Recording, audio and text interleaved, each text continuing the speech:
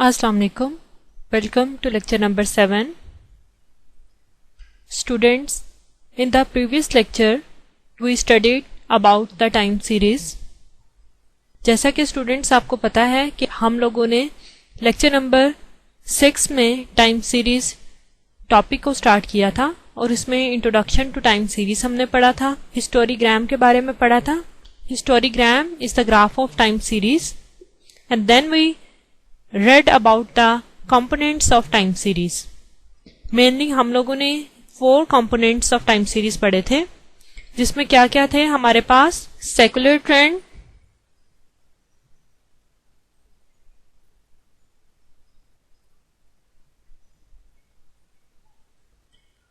number 1 secular trend, number 2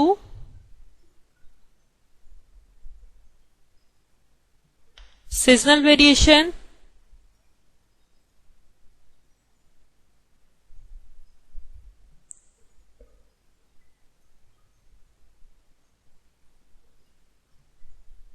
cyclical variations,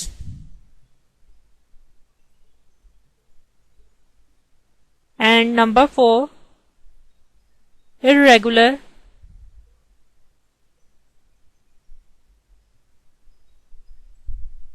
variations. ये 4 components of time series हम लोगों ने लास्ट लेक्चर में पढ़े थे. Now in today's lecture we will study decomposition of time series. Time series decomposition किस तरह से की जाती है आज हम ये पढ़ेंगे. And analysis of secular trend. Time series decomposition.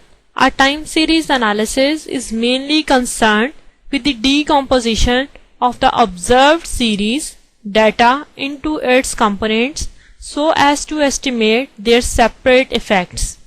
ठीक है. To do this, we must make assumptions about the relation exist among the various components. जो 4 components हमने पढ़े हैं, जिसके बारे में ये जो 4 components मैंने अभी अभी आपको बताया है, ये जो हमने पढ़े हैं, इनके अलग अलग इफेक्ट्स चेक करने के लिए कि टाइम सीरीज का जो डाटा हमारे पास होता है उस पे ये जो कंपोनेंट ऑफ टाइम सीरीज है किस तरह से इफेक्ट करते हैं और डाटा को डीकम्पोजिशन की तरफ किस तरह लेके जाया जाता है, आज इस लेक्चर में हम थॉरोली स्टडी करेंगे. For decomposition of data we will study about additive model and multiplicative model. इस मॉडल में देखें हम क्या करेंगे कि ये है yt equals to t plus s plus c plus i. हमारे पास जो फर्स्ट ऑफ ऑल मैं yt एक्सप्लेन कर देती हूं. I means any value something of our interest.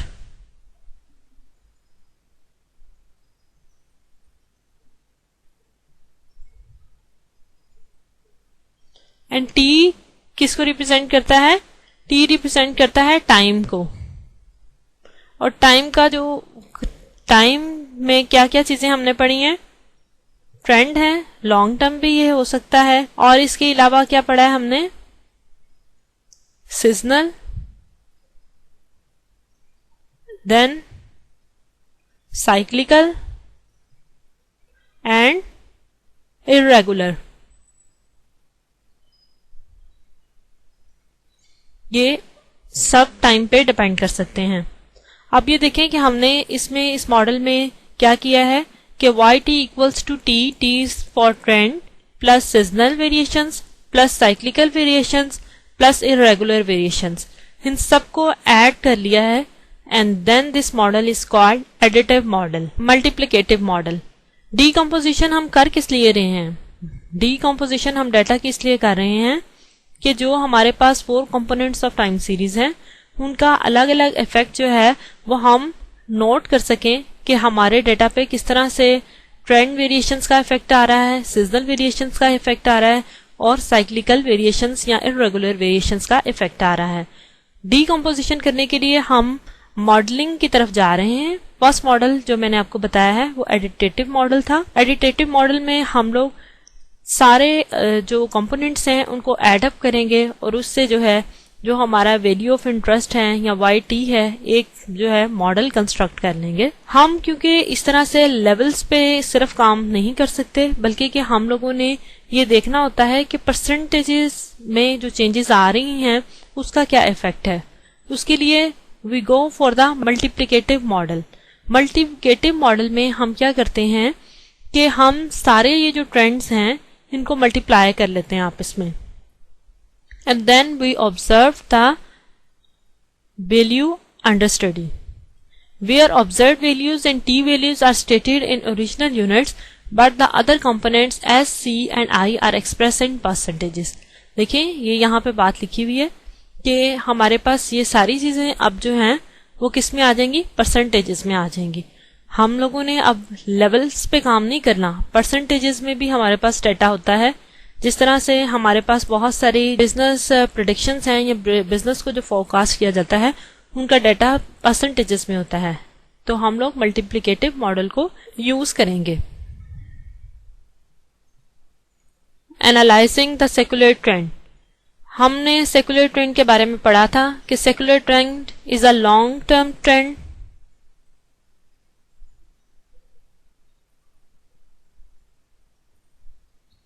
और इसका जो टाइम ड्यूरेशन है नॉट लेस देन 10 years। ठीक है जी। अब ये फाइंड आउट करने के लिए हम लोग कि ये इसको किस तरह से एनालाइज किया जाएगा। हमारे पास एक डाटा है, उसका हम ट्रेंड ड्रॉ करते हैं। जैसे कि लास्ट लेक्चर में आपको बताया था कि जब उसका ग्राफ ड्रॉ करेंगे तो उसके ग्राफ से हमें पता चल जाएगा कि ये सेक्युलर ट्रेंड की तरफ जा रहा है। तो उसमें जो मेथड्स यूज करेंगे वो है analysing the scalar trend. The analysis of a trend component involves it's measurement and और elimination from an observed time series data. To measure a trend which can be represented as a straight line or some type of smooth curve, the following methods are used. Mainly we use 4 methods for analyzing the secular trend. Number 1 is method of freehand curve. Number 2, method of semi-averages. Number 3, method of moving averages. Number 4, method of least squares. आपको इन 4 के 4 methods के बारे में पता होना चाहिए। जब भी आपके जहन में ये आए कि सेकुलर ट्रेंड को एनालाइज करना है तो उसके लिए हम ये 4 ही मेथड्स यूज करेंगे जो इसी तरह से यूज होंगे कि first of all free hand curve method है। अगर आप उसको और सेमी एवरेज मेथड को समझ लेते हैं तो मेथड ऑफ मूविंग एवरेज और मेथड ऑफ लीस्ट स्क्वायर को समझना काफी आसान होगा। Let's start from method of free hand curve. In the first point we will plot the data on a graph paper and join the plotted points by segments of straight line. जो data हमें given है उस data में हमें क्या given हो सकता है, ईयर्स गिवन होंगे और किसी भी एक जो है कमोडिटी की प्राइसेस या कमोडिटी की वेट्स हैं या जो भी टाइम सीरीज से रिलेटेड डाटा गिवन है उस कमोडिटी का वो गिवन होगा और हम उसको प्लॉट कर देंगे on a graph paper. Then observe the up and down movements on the graph and draw a smooth curve or a straight line free hand passing through the plotted points that show the direction of change. ठीक है, ये अभी जब हम graph को draw करेंगे तो आपको पता चल जाएगा कि किस तरह से ड्रॉ किया जाता है। फ्री हैंड कर्व मेथड का मतलब ही ये है कि लाइन को आप सिर्फ हाथ से ड्रॉ कर लेते हैं। समटाइम्स एक ट्रांसपेरेंट रूलर भी हम यूज कर सकते हैं इसको ड्रॉ करने के लिए। और this method is very simple and quick. जाहिर है ये मेथड बहुत आसान है कि जो हमें डाटा गिवन है उस डाटा को हमने एज इट इज प्लॉट करना है और जब हम प्लॉट कर लेंगे तो जो उसके पॉइंट्स आ रहे हैं उनको ज्वाइंट करके एक लाइन सेगमेंट के थ्रू हम इसको शो कर देंगे। डिसएडवांटेजेस क्या हैं इस मेथड के? The free hand curve is a rough and subjective approach. ठीक है जी, ये एक सब्जेक्टिव अप्रोच है। सब्जेक्टिव अप्रोच मीन्स कि हो सकता है जो डाटा मैंने ड्रॉ किया है और मैंने क्योंकि अपने लिहाज से उसका कर्व बनाऊंगी उसके अकॉर्डिंगली, या मैं उसकी स्ट्रेट लाइन लगाऊंगी, तो हो सकता है जब आप बनाएं तो आप थोड़ा सा उसे डिफरेंट बना दें। इसलिए ये चेंज या वेरिएशन जो है एक ही क्वेश्चन में आ सकती है। ये इसका मेन ड्रॉबैक है। As the drawing of trends depends on individual judgement and experience. जो मेरा एक्सपीरियंस है कि इस डाटा का इस तरह का ट्रेंड शो होना चाहिए, हो सकता है आपका उससे डिफरेंट हो या कम प्रैक्टिस हो आपकी, तो आप उसको किसी और तरह से रिप्रेजेंट करें। Different persons will draw a graphical trend at different positions with different slopes. ठीक है, यही बात जो मैं आपको बता रही हूँ कि इसकी सबसे बड़ा जो ड्रॉबैक है वो सब्जेक्टिव अप्रोच इसका ड्रॉबैक है। Then the second method is method of summing averages. Summing averages के मेथड में फर्स्ट ऑफ ऑल हम क्या करते हैं कि divide the values in the series into 2 equal parts including the middle value in each half or omitting it altogether when the number of value is odd. ठीक है, and then find the average of the values in each part and place the average values against the respective midpoints of the 2 parts. इस तरह से आपको ये जब मैं बता रही हूं तो आपको डिफिकल्ट लग रहा होगा, लेकिन जब अभी हम एग्जाम्पल में अपने क्वेश्चन में इसको करेंगे तो आपको आसान लगेगा, और क्वेश्चन से ही आपने समझना है कि आपने किस तरह से एवरेजेस फाइंड आउट करनी है, किस तरह से आपने मिड पॉइंट, पहले होल डाटा का मिड पॉइंट निकालना है, फिर उस मिड पॉइंट में से नेक्स्ट एवरेजेस निकालनी है और उनका सेमी एवरेजेस बनाकर किस तरह से ग्राफ ड्रॉ करना है। एक एग्जाम्पल के थ्रू आप इसको समझ सकते हैं। Plot these 2 average values on the graph of the original values, draw a straight line connecting the 2 points and extend the line to cover the whole series. This method is also very simple and quick. It gives an entirely objective result when the trend is a straight line. ठीक है, जो free hand का method है उसका drawback यही है कि वो सब्जेक्टिव अप्रोच की तरफ हमें ले जाता है। ठीक है, this method gives us objective results, because हम इसमें क्या कर रहे हैं कि जैसा हमारे पास डाटा है उसको सिर्फ प्लॉट करके नहीं देख रहे हैं, बल्कि एडिशनल में हम उसकी सेमी एवरेजेस निकाल के उसके बाद प्लॉट कर रहे हैं और देख रहे हैं कि क्या ट्रेंड बन रहा है। इसके भी कोई ना कोई डिसएडवांटेज होगा, उसको देख लेते हैं। The arithmetic mean is used to average the observed values is greatly affected by abnormally small और लार्ज वैल्यूज। आप ये देखें कि इस मेथड का जो नाम है वो मेथड का नाम है method of semi averages. Okay, और हम लोग अगर मीन को यूज करते हैं, एवरेजेस में तो मीन भी है, अगर हम मीन को यूज करते हैं तो आपको पता है कि मीन का ये ड्रॉबैक है कि मीन इज अफेक्टेड बाय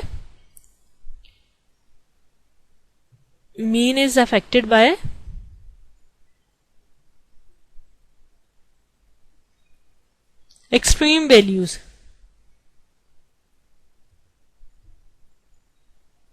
अगर डाटा में बहुत स्मॉल वैल्यूज आ गई हैं तब भी मीन सही नहीं निकलेगा, और अगर डाटा में बहुत लार्ज वैल्यूज आ गई हैं तब भी मीन सही नहीं निकलेगा। The method is only suitable when the trend is linear और नियरली लीनियर। ये मेथड तभी सुटेबल है जब ट्रेंड हमारा लीनियर है। अगर नॉन लीनियर आ गया हमारा trend, this method is not suitable. Students, आइए अब एक एग्जाम्पल से इसको समझ लेते हैं।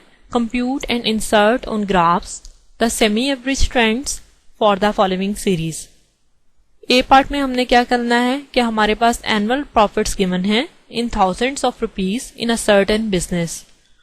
किसी भी बिजनेस में जो हमारे पास ईयर्स हैं वो 1973 से 1980 तक का डाटा है, और जो हमें प्रॉफिट हुआ है, किसी बिजनेस को रन किया और उसके बाद जो प्रॉफिट हुआ है वो हमारे पास इस तरह से गिवन है।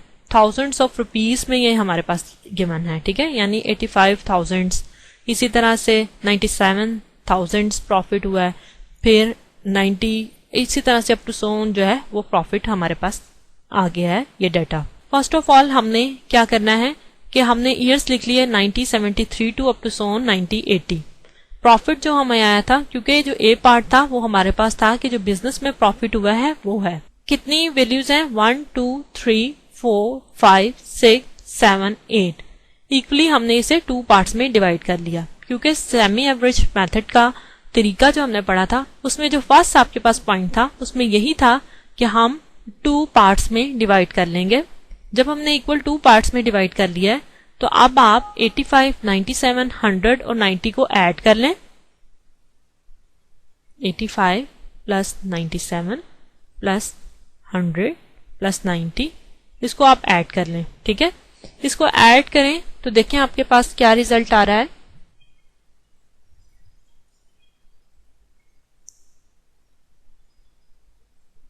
$372।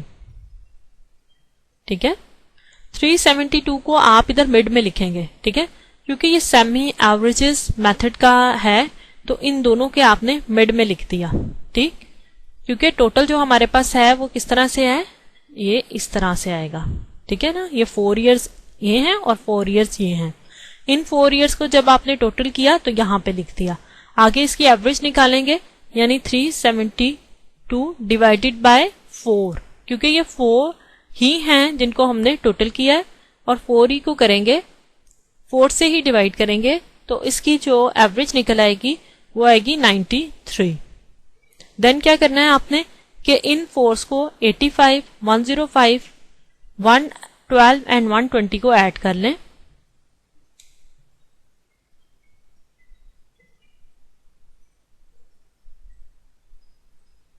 और ऐड करके इसको भी आप इसके मिड में लिखेंगे और ये हमारे पास क्या आ जाएगा, 420। No 420 divided by 4 equals to 105। अब इसको ग्राफ पे ड्रॉ करते हैं। ठीक, जब भी हमने ग्राफ बनाना है तो फर्स्ट ऑफ ऑल आप ये जहन में रखें कि टाइम सीरीज के ग्राफ को हम हिस्टोरीग्राम कहते हैं और हिस्टोरीग्राम बनाने के लिए हम वाई एक्सिस पे क्या बनाते हैं, वाई एक्सिस पे हम अपने ईयर्स को लेते हैं और एक्स एक्सिस पे हम लोग अपना डेटा वैल्यूज को लेते हैं, जिसके अकॉर्डिंगली हमने चेक करना है कि उसका ग्राफ किस तरह से बन रहा है। या वेरिएबल ऑफ इंटरेस्ट आप कह सकते हैं कि उसको हम वाई एक्सिस पे लेते हैं और एक्स एक्सिस पे हम अपना टाइम सीरीज का ग्राफ बनाने के लिए आपको पता होना चाहिए कि टाइम सीरीज के ग्राफ को हिस्टोरीग्राम कहा जाता है और हिस्टोरीग्राम में जो हमारे पास टाइम है, चाहे वो ईयर्स में है, मंथ्स में है, क्वार्टर्स में है या डेज में है, उसको हम एक्स एक्सिस पे प्लॉट करते हैं। और जो वेरिएबल ऑफ इंटरेस्ट होता है, जैसा कि इस क्वेश्चन में हमारे पास प्रॉफिट है या हमारे पास प्रोडक्शन है, कुछ भी है, वो हम लोग वाई एक्सिस पे ड्रॉ करेंगे और उससे उन सारे पॉइंट्स को ज्वाइन करते हुए एक शेप जो है बना लेंगे। This is called the historigram. First of all हम देखें, इसके लिए भी हमने यही किया कि हमारे पास डेटा में ईयर्स गिवन थे जो कि हमने एक्स एक्सिस पे ड्रॉ कर लिए और प्रॉफिट था हमारे पास कि इन ईयर्स के अकॉर्डिंगली कितना कितना प्रॉफिट हुआ है, वो हमने जो हमारा वेरिएबल ऑफ इंटरेस्ट था वो हमने वाई एक्सिस पे ड्रॉ कर लिया है। अब हम क्या करेंगे कि वैल्यूज को प्लॉट करेंगे। आप ये देखें कि फर्स्ट वैल्यू हमारे पास जो है वो है 1973 पे प्रॉफिट था 85, तो हमने 1973 पे, ये 1973 है तो इस पे हमने 85 पे ड्रॉ कर लिया। ठीक है, देन हमारे पास क्या था, 1974 पे वैल्यू थी 97। ठीक है, ये देखें 97 पे जाके हमने ये प्लॉट कर लिया। इसी तरह से 1975 पे थी 100 हमारे पास वैल्यू और ये हमने 100 को प्लॉट किया हुआ है, ये देखें। ठीक है, देन डिक्रीज होगी और हमारे पास आ गया प्रॉफिट 90, तो हमने 1976 में 90 पे जाके इसको मार्क किया। देन 83 हो गया, देन रेस होके 105 हो गया, देन हमारे पास 112 and the last one is 120 यहां तक आ गया। अभी तक हमने क्या किया है, अभी तक हमने ये किया है कि हमने हिस्टोरीग्राम सिर्फ ड्रॉ किया है, ईयर्स इधर ले लिए, प्रॉफिट इधर ले लिया और वैल्यूज को सिंपल जो है वो प्लॉट करके और लाइन सेगमेंट के थ्रू जो है वो ज्वाइन कर दिया। अब सेमी एवरेज मेथड में हमने क्या करना है, अब इसको आप नोट करें कि सेमी एवरेज मेथड में हम लोगों ने ये करना है कि जो दो हमारे पास पॉइंट्स आए हैं, दो एवरेजेस हमारे पास निकली हैं, वो इस तरह से निकली हैं कि 9074 और 9075 के दरमियान में हमारे पास वैल्यू आई है 93। फर्स्ट जो पॉइंट आया है एवरेजेस को फाइंड आउट करके, यानी 9073 और 74 के मिड में हम कहां जाके लगाएंगे, 93 पर।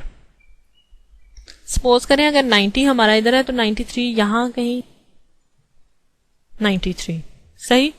नेक्स्ट जो हमारा बनेगा वो किसके मिड में बनेगा, नेक्स्ट हमारा पॉइंट बनेगा 9078 और 9079 के दरमियान में, 78 और 79 के दरमियान में 105, यहां कहीं इसके मिडल में चले जाते हैं। और ये अगर 100 का है तो थोड़ा सा ऊपर चले जाए 105,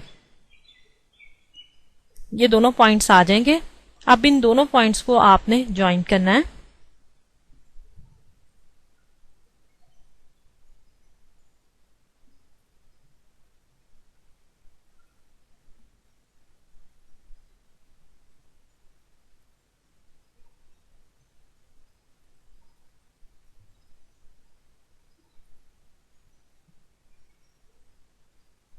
चाहे तो आप जो है वो रूलर के थ्रू भी इसको ज्वाइन कर सकते हैं इन दोनों पॉइंट्स को, ठीक है। नेक्स्ट पार्ट में हमने क्या करना है, नेक्स्ट में भी हमने सेमी एवरेज मेथड को यूज करते हुए एक ट्रेंड जो है ड्रॉ करना है। इसका डेटा देखें 1967 से 1975 तक गिवन है और ये डेटा जो है ये ऑड नंबर्स में हमें गिवन है, ठीक है। जब हमें ऑड नंबर्स में डेटा गिवन होगा तो हम डेटा को 2 इक्वल पार्ट्स में डिवाइड करके मिडल जो है इसको छोड़ देंगे। ये देखें मिडल में, मिडल को छोड़ा हुआ है और 2 इक्वल पार्ट्स में डिवाइड किया हुआ है, क्योंकि ये टोटल नंबर ऑफ ऑब्जर्वेशंस कितनी है हमारे पास 9 है। 4 ऑब्जर्वेशन एक तरफ चली गई, 4 एक तरफ चली गई और मिड वाली ऑब्जर्वेशन को छोड़ दिया है। इसका तरीकाकार यही है, सेमी एवरेज मेथड को जब भी हम करेंगे तो हम फर्स्ट ऑफ ऑल देखेंगे कि data is given either in odd form और इवन फॉर्म। अगर इवन फॉर्म में था तो ए पार्ट में आपने इवन फॉर्म के थ्रू किया है और बी पार्ट में ऑड फॉर्म के थ्रू में आप कर रहे हैं।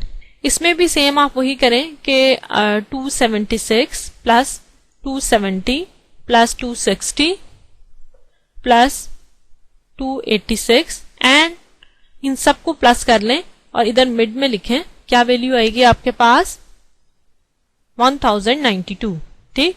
Then 1092 divided by 4 equals to क्या आपके पास आ जाएगा 273। देन इसको आप छोड़ दें और इधर आप फिर से करें 321 प्लस 351 प्लस 348 एंड 346, तो आपके पास क्या वैल्यू आ जाएगी 1366।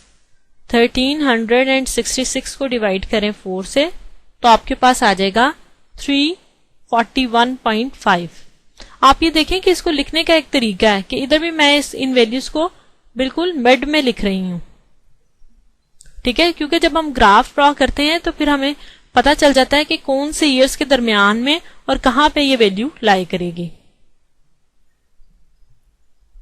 इसका ग्राफ भी बिल्कुल उसी तरह से स्टूडेंट्स बनेगा। वाई एक्सिस पे हम क्या ड्रॉ करेंगे, ईयर्स ड्रॉ कर लेंगे और एक्स एक्सिस पे क्या ड्रॉ करेंगे, पेशेंट्स जो कि ट्रीटमेंट लिए हैं उन्होंने इंडोर में, उन पेशेंट्स को ड्रॉ कर लेंगे, ठीक है। वो कितने थे 1967 में, वो हमारे पास थे 276। इसी तरह से 1967 में कितने पेशेंट्स थे 276, देन कितने हैं 270 and up to so on. ये आप देखें ड्रॉ होता जाएगा हमारा ग्राफ इस तरह से। 1975 में कितने हैं हमारे पास 346, ठीक है। अब हमने दो जो एवरेजेस निकाली हैं 273 को अपने ड्रॉ करना है। 273 को 1968 और 1969 के दरमियान में ये लाई करेगी। 1968 और 69 के दरमियान में क्या आएगा 273। यानी इधर मिड आ रहा है इसका, इधर कहीं ये बनेगी 273। और सेकंड वैल्यू क्या आई थी आपके पास, सेकंड एवरेज आई थी 341.5, यानी 342 आप कंसिडर कर सकते हैं इसे। और वो किन ईयर्स के दरमियान में आई थी आपके पास, 1973 to 1974, 342 यहां करके आएगी। और इसी को आप इस तरह से ड्रॉ कर लें। स्टूडेंट्स देखें, आप ये जो एग्जांपल मैंने आपको पहले करवाई है, इसमें ये था कि हम लोगों ने फ्री हैंड कर्व मेथड से इसको सॉल्व आउट करना था और सेमी एवरेज मेथड से इसको सॉल्व करना था। इसी एग्जांपल को, इसी का डाटा लेके हम इस तरह से करते हैं कि हम उसमें एक्सेल में आपको ड्रॉ करके बताते हैं कि किस तरह से आएगा हमारे पास रिजल्ट। ये देखें, एक्सेल की मैंने शीट खोल ली है और ये डाटा मैंने एंटर कर लिया है। हमारे पास 1973 से 1980 तक ये डाटा था और ये डाटा में हमारे पास वैल्यूज थी। अब हमने क्या करना है कि सेमी एवरेज मेथड के थ्रू इसको सॉल्व करना है। आप ये देखें डाटा में कितनी वैल्यू है, 1 2 3 4 5 6 7 8 वैल्यूज हैं हमारे पास। मीन्स कि हम डाटा को 2 इक्वल पार्ट्स में डिवाइड कर लेंगे। 4 वैल्यूज, ये 4 वैल्यूज होंगी हमारे पास और फिर नेक्स्ट हमारे पास 4 वैल्यूज होंगी। हम चाहें तो इनको हम लोग कलर भी असाइन कर सकते हैं। इसी तरह से इन नेक्स्ट 4 को भी आप कलर असाइन कर दें। इस तरह से आप इन्हें कलर कर दें, यानी यूं डाटा को हमने इक्वल पार्ट्स में डिवाइड कर लिया है। अब हमने क्या करना है कि इनके मिडल में यहां करके हम लिखेंगे कि हमारे पास सेमी एवरेज क्या आएगी। इक्वल प्रेस करें, एवरेज,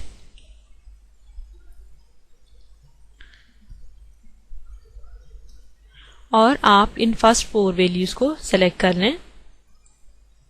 ठीक है, 1 2 3 4 ब्रैकेट क्लोज और एंटर का बटन प्रेस करें तो आपके पास यहाँ पे 90.5 आ जाएगा। ये देखें, ये एक एरर सा आ रहा है, इसका ये बटन प्रेस करें और इसमें इग्नोर एरर की तरफ चले जाएं। नेक्स्ट फिर इसी तरह से हम करेंगे कि हमारे पास वैल्यूज हैं, यहाँ पे हम लिखेंगे और एवरेज करेंगे।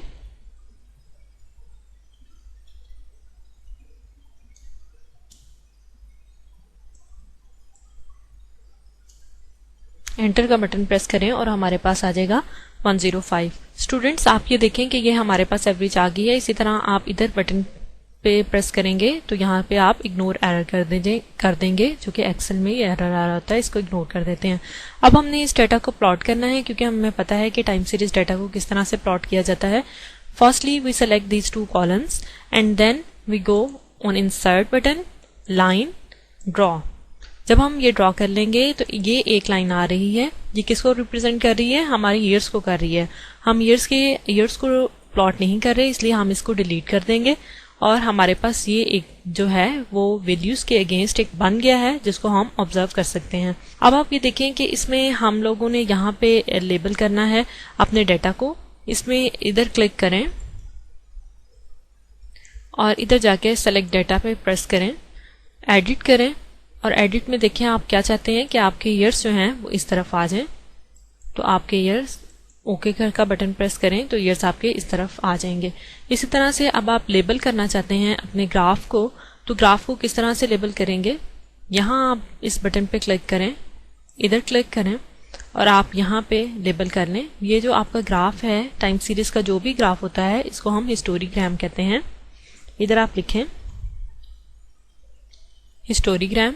जो आपके एक्सेस हैं, आप एक्सेस पे क्या लिखते हैं, आप यहाँ पे लिख सकते हैं एक्सेस में आपके पास ईयर्स हैं, मे बी मंथ हो, मे बी आपके पास आवर्स हो। इसी तरह से यहाँ पे जो आपका डेटा है वो वैल्यूज में है।